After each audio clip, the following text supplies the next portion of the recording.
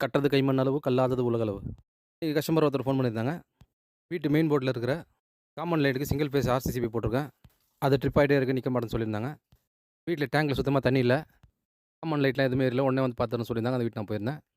Common லைனுக்கு தனியா dBm set பண்ணியிருந்தாங்கன்னா, ஒரு போர்டுக்கு ஒரு பிரேக்கர் வச்சிருப்பாங்க.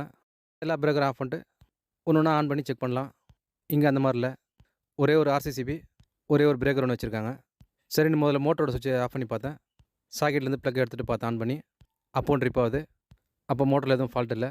அதுக்கப்புறம் அந்த ஃபிட் நம்ம சாக்கெட்டை பிரித்து பார்த்துருந்தேன். ஒயர் எதுவும் எரிஞ்சிருக்கான்னு அதுவும் இல்ல. அதுக்கப்புறம் படியில் இருக்கிற சுவிட்ச் போர்ட்லாம் கழட்டி பார்த்துருந்தேன். எல்லாமே கரெக்டாக இருக்குது, எதுவுமே இல்ல. நேரா மொட்டை மாடிக்கு போயிருந்தேன்.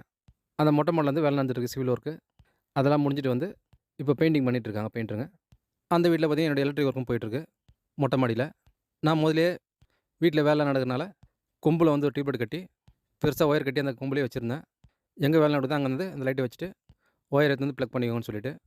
இந்த விஷயம் எதுக்கு சொல்கிறேன்னா, இப்போ 2 நாளா அந்த சைட்டுக்கு நான் வேலைக்கு போகல. பெயிண்டிங் வேலை நடந்துட்டுருக்கு. பெயிண்டர் வந்து அந்த கொம்புலேருந்து லைட்லாம் கட்டிட்டு, டைரக்ட்டா அப்படியே வந்து அந்த டியூப்லைட்டை யூஸ் பண்ணிட்டு இருக்காங்க. அந்த டியூப்லைட்லேருந்து வர எண்டு ஒயர் பார்த்தீங்கன்னா, டியூப்லைட் உள்ள இருக்க சோக்லேருந்து அந்த போர்டில் வந்து சால்டரிங் பண்ணி வெளில வந்திருக்கும். அதை நம்ம ஹார்டா பிடிச்சி வலிச்சோன்னா கட்டாயி வெளில வந்துரும் அந்த சால்டரிங்லாம். இந்த வீட்லாம் அப்படி தான் சால்டரிங் விட்டுட்டு தனியா வந்துட்டுருக்கு.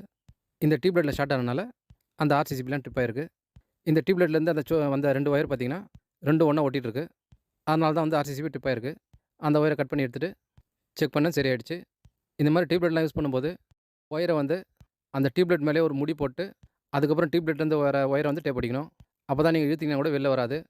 இந்த வீட்ல ஆர்சிசிபி இருந்தது. இந்த ஒயர் வெளில வந்தோனே ட்ரிப் ஆயிடுச்சு.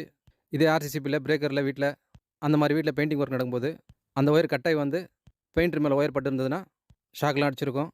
Safety first. பெயிண்டர் நண்பர்கள்லாம் இந்த மாரி வேலைலாம் செய்யும்போது உஷாரா வேலை செய்யுங்க.